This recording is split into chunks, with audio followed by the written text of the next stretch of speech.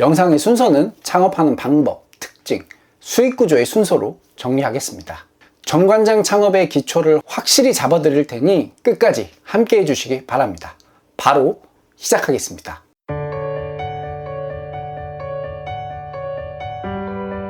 안녕하십니까, 창업의 정석입니다. 정관장은 신규로 창업이 불가능합니다. 홈페이지에 가도 더 이상 가맹점을 모집하지 않는다고 공지가 되어 있습니다. 1, 2년간의 사업 방향이 아니라 매우 오랫동안 지속되고 있기 때문에 앞으로도 바뀔 것 같지는 않습니다. 본사 내부 사정까지는 알 수 없지만 표면적인 이유는 간단합니다. 포화 상태로 판단하고 가맹점들의 매출 유지를 위해 출점하지 않는 것입니다. 그럼 정관장 창업은 못하는 걸까요? 아닙니다. 물론 방법은 있습니다. 두 가지 루트로 가능합니다. 첫 번째, 위탁 가맹점입니다. 회사의 자본이 투입되어 개설된 점포를 위탁점 사업자가 사업 파트너로서 수락받아 운영하고 운영 성과에 따라 위탁 수수료를 지급받는 형태의 사업입니다. 사업 운영에 필요한 투자 자금 없이 100% 회사 자본으로 출점됩니다. 조금 쉽게 표현하면 창업 비용은 본사가 지불하고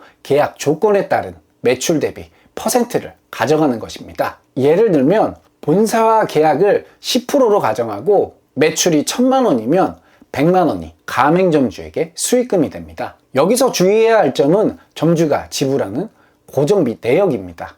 정산받은 금액에서 인건비, 잡비만을 지불하는지 월세와 관리비까지 지불하는지 계약 조건을 반드시 체크해야 합니다. 이렇게 기본 개념을 잘 잡고 있으면 중간관리 형태의 창업을 준비할 때도 많은 도움이 됩니다. 이런 형태의 계약들은 대부분 높은 수익을 기대하기 어렵다는 공통사항이 있습니다. 정관장도 점주의 역량과 운영 참여도에 따라 다르겠지만 자기 인건비 정도 수준의 위탁 수수료가 지급된다고 합니다. 크게 보면 본사 직원이 되는 개념입니다. 초기 투자 비용이 없다는 최대의 장점이 있지만 수익은 기대하기 어렵습니다.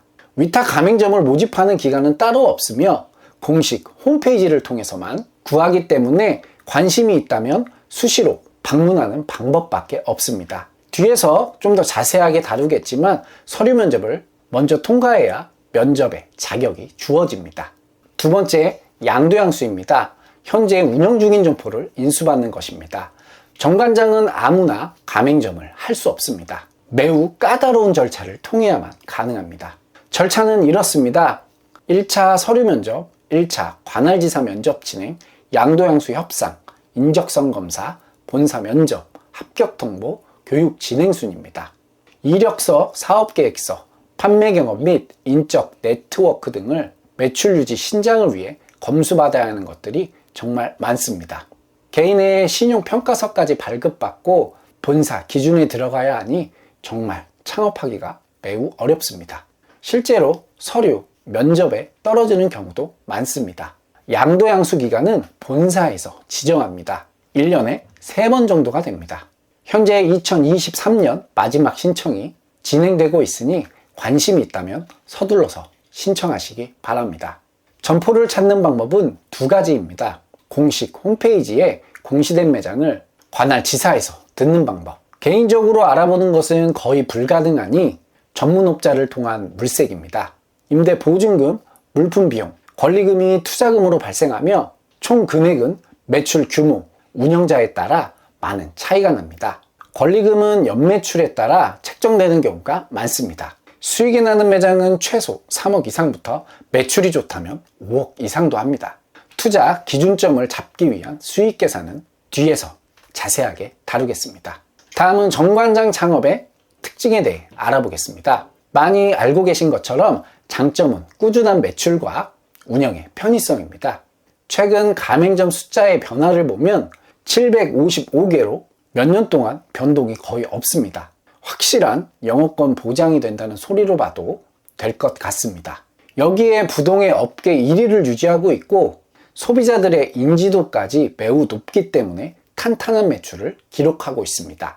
은퇴 창업으로 키워드가 있을 만큼 매장을 운영하는데 많은 인력이 필요하지 않습니다. 부부가 운영하면 심지어 직원이 아예 없어도 운영이 가능하죠. 이렇게 가능한 이유가 바로 대다수가 완제품이며 높은 객단가, 넉넉한 유통기한 때문입니다. 매출이 많이 나오는 극성수기, 명절, 가정의 달을 제외하면 나머지는 저조하다는 것도 이유가 될 수 있습니다. 나머지 기간에는 조금 더 수월하게 운영이 됩니다. 단점을 살펴보겠습니다. 초기 진입장벽이 너무 높습니다. 희소성이 높다라는 소린데 이게 왜 단점이지? 라는 생각을 하실 수 있습니다. 하지만 창업을 하면 언젠가 매매를 하게 됩니다. 가맹점주를 구하는 본사의 기준이 매우 높기 때문에 원하는 시기에 매도가 이루어지지 않을 경우 현금화에 어려움이 있습니다. 다른 브랜드 대비 까다롭기 때문에 단점으로 넣었습니다. 운영자에 따라 매출이 변할 수 있습니다. 다른 유명 프랜차이즈의 경우 기본을 지키면 인수받은 매장이 매출 하락으로 이어지는 경우는 많이 없습니다. 정관장은 개인 네트워크를 통한 판매가 많았을 경우 다른 점주에게는 매출 하락이 일어나기도 합니다. 반대로 영업력이 우수하다면 어려운 매출 신장이 가능하겠죠. 다음은 매출과 수익 구조에 대해 설명하겠습니다. 먼저 매출부터 알아보겠습니다. 2022년 전국 가맹점 755개 기준입니다. 1년 평균은 약 5억 9천만 원, 한 달 평균은 약 4,980만 원입니다. 편하게 4,900만 원으로 계산하겠습니다.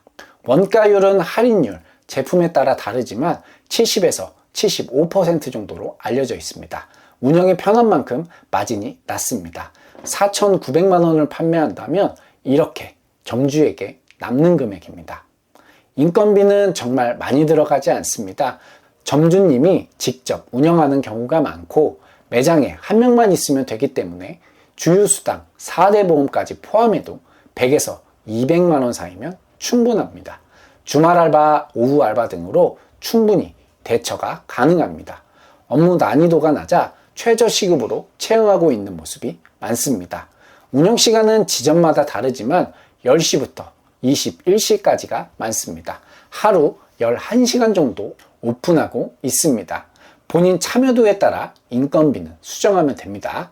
임대료 정도가 가장 큰 비중이며 관리비, 카드 수수료, 세콤, 인터넷, 기장 등을 빼면 이렇게 최종적으로 예상 수익 계산이 가능합니다. 여기서 인건비와 임대료만 수정하면 나머지는 큰 차이가 나지 않습니다. 세전 수익이며 운영자에 따라 차이가 나니 참고용으로 봐주시기 바랍니다. 점주님들은 최종 수익을 대략적으로 매출 대비 10에서 15% 정도 많이 생각하니 창업 준비할 때 참고하시기 바랍니다. 이제 최종 정리를 해보겠습니다. 정관장 창업은 신규로 불가능합니다. 위탁 가맹점, 양도양수로 가능합니다. 장점은 안정적인 매출, 편한 운영이며 단점은 권리금을 포함한 높은 진입장벽과 운영자에 따른 매출 변화가 일어날 수 있습니다. 순수익은 매출의 10에서 15% 정도 보면 됩니다. 정관장은 명절, 가정의 달에 매출이 집중되어 있기 때문에 연매출 기준으로 매장을 보시기 바랍니다. 최근 4년간 연매출 추이를 보면 5억 7천, 7억 3천, 6억 2천, 5억 9천으로 하락하고 있는 것이 보입니다. 과연 이렇게 계속 하향할지 아니면 적절한 매수 타이밍일지 각자의 생각을 댓글로 남겨주시기 바랍니다. 영상이 도움이 되셨다면 구독과 좋아요 부탁드립니다. 창업의 정석이었습니다.